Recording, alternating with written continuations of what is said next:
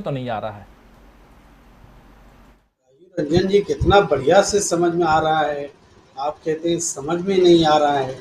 देखिए, गांधी परिवार, चाहे राहुल गांधी हो या वरुण गांधी हो, ये दोनों डिक्टेट कर रहे हैं। हमारे प्रधानमंत्री कर रहे हैं इनको। राहुल गांधी पहले बता देते हैं कि क्या गलती है, क्या कमियां हैं। वरुण गांधी पहले बता देते हैं और मोदी जी लेकर के आते हैं। लेकिन हाँ, नरेंद्र मोदी जी जो लेकर आते हैं वो कुछ अजूबा है, वो कुछ जो है पहेली है। पहेली तो वाकई है। डॉक्टर राकेश पाठक जी भी बोल रहे थे, हमारे अशोक बघेल जी भी बोल रहे थे। मैं बात कर रहा हूँ सेना में नौकरी वाली। जो जो घोषणा हुई है, दोनों घोषणा को एक साथ देखिए। एक तो प्रधानमंत्री जी ने कहा कि अगले 1.5 साल में, यानी 2022 से पहले तक की बात वो कर रहे हैं कि 2024 से पहले तक की, कि इस दौरान वो 10 लाख नौकरी पैदा करेंगे। और कैसी नौकरी पैदा करेंगे उसका नमूना सेना में भर्ती के उदाहरण से शामिल है। पता चलता है कि सेना में हर साल 50,000 की भर्ती होगी, हर साल 50,000। तो इसका मतलब है 2 साल में कम से कम 1 लाख तो वही उस 10 लाख में शामिल है। 10 लाख में एक भर्ती सेना से होगी। और उन सेना में जो 1 लाख भर्ती की जाएगी, उसका आप ये समझिए कि 75% जो है वो बाहर कर दिए जाएंगे। 75% बाहर कर दिए जाएंगे, केवल 25% रहेंगे, यानी 75,000 बाहर। तो 1 लाख में जो नौकरी दी जाएगी उसमें भी सिर्फ 25,000 मांगी। तो यानी 10 लाख का आप 2.5 लाख ही समझिए। वो 1.5 साल में 2.5 लाख नौकरी की बात कर रहे हैं, वो क्लियर कट है। अब बाकी जो सेना के उदाहरण से स्पष्ट है, बघेल जी ने बहुत महत्वपूर्ण और चिंताजनक बात की कि जिन बेरोजगारों के हाथ, जो इनको आप बेरोजगार पैदा करेंगे और उनको हथियार लेकर के समाज में छोड़ेंगे, हथियार के साथ जब बेरोजगार सड़क पर घूमेगा सेना की पूर्व सैनिक बन करके, तो इस देश के में क्या हालात होने वाले हैं इसकी आप कल्पना कर सकते हैं।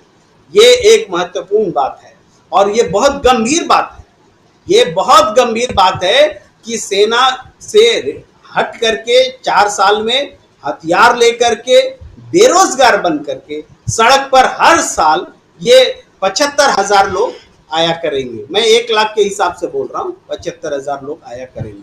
तो अगर इसको आधा समझ लीजिए तो 37,500 हर साल होगा। 2 साल में 75,000। ये बहुत चिंताजनक पहलू है। दूसरा है कि राहुल गांधी जी ने जो जिस मामले को वो फेस कर रहे हैं, वो फेस करना चाहिए। ये बात डॉक्टर राकेश पाठक जी बहुत सही कह रहे हैं कि कानून को, एजेंसियों को अपना काम करने देना चाहिए।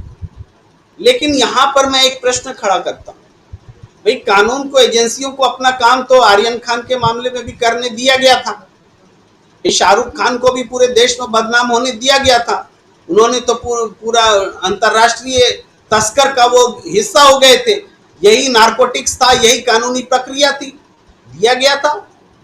हमारे स्टेन स्वामी का मामला मैं बार बार जिक्र करता हूँ। उनको तो उस उम्र में 84-85 साल की उम्र में आंखों से दिखता नहीं था, डायबिटिक थे, अपने से पानी तक नहीं पी सकते थे। उस अवस्था में उनको पानी पीने के लिए पाइप चाहिए था, तो इसके लिए 1.5 महीने तक अदालत से गिड़गिड़ाते रहे, तब उनको अदालत ने पाइप पीने के लिए दिया। कितना जुल्म हुआ। तो ये भी तो अदालतें अपना काम कर रही थी, एजेंसियां भी अपना काम कर रही थी। और जब ये स्टेन स्वामी मर जाते हैं तो यही अदालत माफी मांगती है स्टेन स्वामी से। तो हम क्या बात कर रहे हैं डॉक्टर पाठक साहब, मैं आपका भी अटेंशन लेना चाहता हूँ। हम क्या बात कर रहे हैं?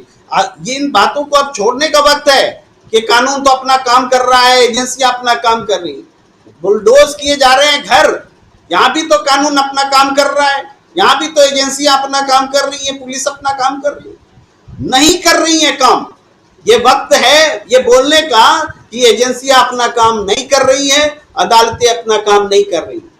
ईडी का इन्वॉल्वमेंट आया, एक बहुत बड़ा एक डिबेट का विषय है कि जब राहुल गांधी से पूछताछ की जा रही है तो कांग्रेस को संगठित होकर के विरोध प्रदर्शन करने की क्या आवश्यकता है। बहुत बड़ा सवाल खड़ा किया जा रहा है। मैं इसको बहुत मजबूती से बोलना चाहता हूं कि आवश्यकता है और मैं इसको समझाना चाहता हूं।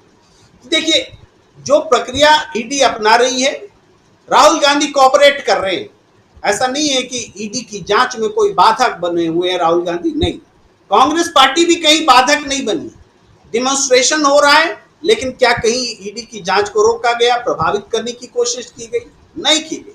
सिर्फ डिमॉन्स्ट्रेशन हुआ। डिमॉन्स्ट्रेशन, लोग बोल रहे हैं कि राहुल गांधी के लिए कांग्रेस इकट्ठी हो गई। मैं इसको तात्कालिक रूप से सही मानता हूं, लेकिन वास्तव में कांग्रेस राहुल गांधी के लिए इकट्ठा नहीं हुई है। कांग्रेस इकट्ठा हुई है कि एजेंसियों का जो लगातार दुरुपयोग हो रहा है, जो बातें हमने अभी कही थोड़ी देर पहले, उन एजेंसियों के दुरुपयोग के खिलाफ अब नहीं तो कब बोला जाएगा। राहुल गांधी तो शीर्ष नेता है ना कांग्रेस के, विपक्ष के भी सबसे प्रमुख नेता हैं। तो आज अगर कांग्रेस नहीं इकट्ठा हुई तो कब इकट्ठा होगी?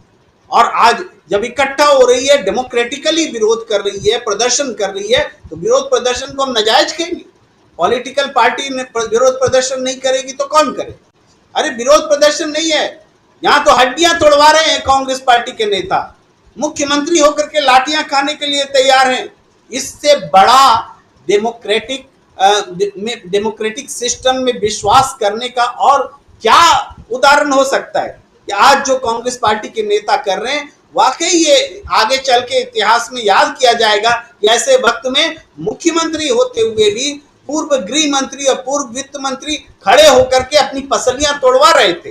ये छोटी मोटी बात नहीं है, इसका महत्व है और इस महत्व को हम मानते हैं और हम ये बिल्कुल सही कहते हैं, सही ठहराते हैं कि ईडी में राहुल गांधी का सहयोग करना और कांग्रेस पार्टी का प्रदर्शन करना दोनों एक दूसरे के खिलाफ नहीं है, ईडी की जांच के में बाधक नहीं है, इसीलिए दोनों चीज सही है। और अदालत में भी विश्वास है, न्यायिक एजेंसियों में भी विश्वास है और विरोध प्रदर्शन भी है। तो चलिए आप अगले वक्ता को मौका दीजिए, मैं फिर बात आगे रखूं। जी बिल्कुल बिल्कुल, लेकिन बहुत सारी बातें